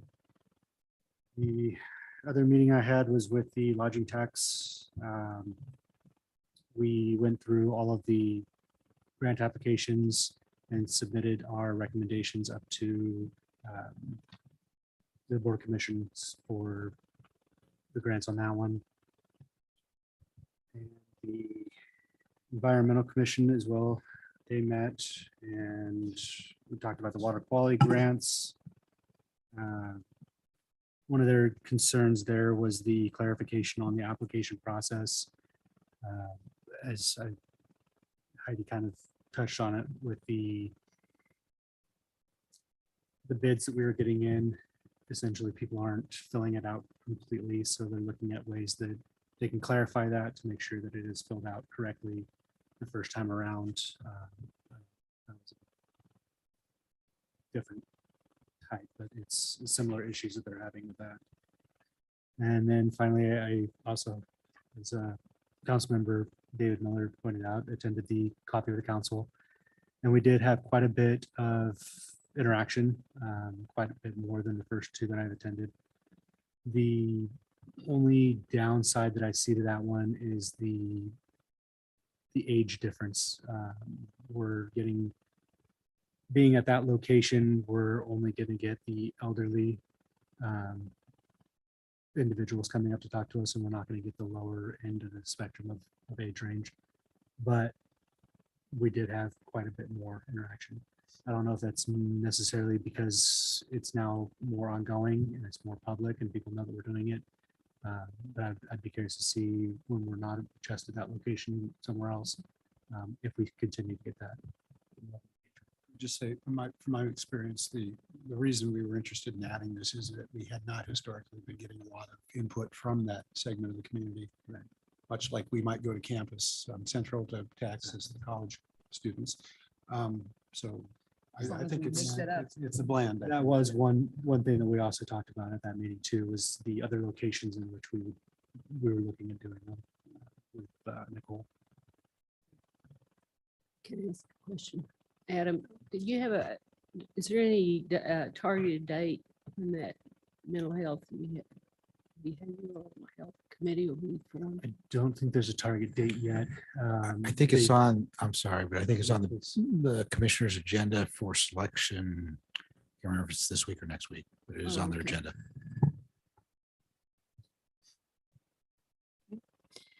I attended a West Interchange meeting this morning. There's a group of landowners out there who want to develop, and they kind of run into flooding regulations and other things. And so this group has formed between landowners, State Fish and Wildlife, the county flood controls district, and Jamie Ailing from the city, and others probably, but the interest is to plan that area as a whole instead of parcel by parcel. So so that you can do bigger, I guess, things in terms of moving a stream or something that might affect more than one person's parcel. So, so they all kind of want to create this vision of what they want to do economically in this valuable land, but there's these environmental constraints. And so Centerfuse got funding from the Department of Commerce to fund a consultant to look at the economic and the habitat issues in that location. And at the same time, the county is doing a flood study in which they'll be able to basically model alternatives. So, so they'll be able to say, well, if you do this, then this happens to your property. And so it seems like a really promising development. So we've started filling out the bicycle friendly communities application, which isn't due till February, but there's just like an 89-page application. Well, you know, it is when you print it out, but if you answer no, some question, you don't even get some questions. But anyway,